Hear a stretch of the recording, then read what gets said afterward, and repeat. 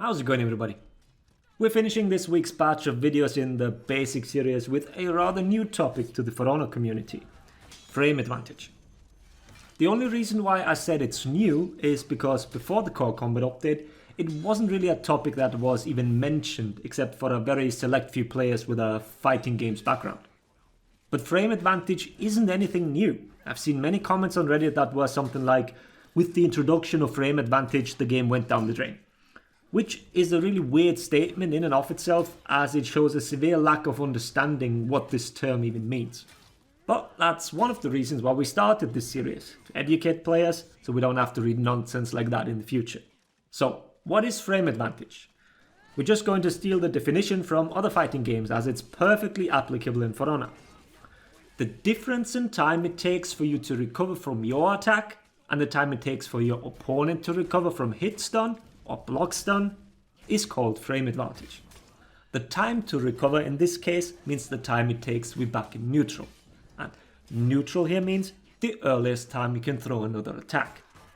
So I attack you and hit you. Then, once I'm back in neutral, we compare to the time it took for you to be back in neutral. Let's say I recovered quicker and I'm back to neutral earlier than you. This means I'm the player with frame advantage. Another term that is used for this is that I am plus. You, on the other hand, recovered later than me. You are frame disadvantaged. You are minus. The plus and minus is because we use numbers to show how much someone is advantaged or disadvantaged. As usual in For Honor, we use milliseconds instead of frames. So we can have simple cases where a player is plus 100 on an attack. This means they recovered 100 milliseconds earlier than their opponent. That is all there is to it. Now that you've heard the definition, you understand why I said the Reddit statement makes no sense. We've always had this.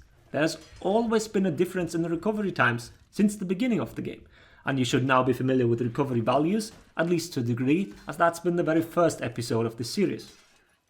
But it's not for nothing that this topic gained traction with the CCU, because the CCU brought some rules to the table that we previously didn't have. A couple of rules of thumb, but that's about it. Well, it's still like that, but here's what 2 rules you can more or less follow. If you finish your chain with a heavy attack, you are frame advantaged. If you finish your chain with a light attack, then you are frame disadvantaged. I'll give you a few more examples with numbers in just a bit, but before that, why do you even need to know all this? Well, people have made the argument that this frame advantage stuff leads to turn-based combat. While this is a complete oversimplification, it holds some truth. You need to know when you can attack safely without your opponent being able to easily interrupt you. Sure, you can call it quote-unquote your turn, but as I said before, this is nothing new. Understanding the flow of combat is an integral part when it comes to improving in this game. But here are 2 examples. First, there's a reason why you saw Warmonger footage. She's the main culprit in many people's eyes when it comes to this. After her bash, she can finish with a light. And according to the rules that I mentioned before, this should leave her frame disadvantaged. Yet it doesn't, she's plus 300.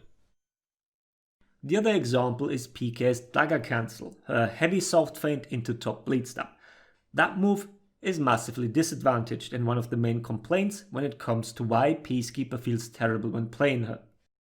I did say massively as that's what it feels like, yet she's only minus 100 on that move. Lots of special moves don't seem to be following any rules. You need to know them on an individual level. This would also be beyond the scope of a simple basics video, like Demon's Embrace is plus, Eagle's Talons is minus. Or if you're struggling against a specific hero, this can help you to know the proper time to start your own offense.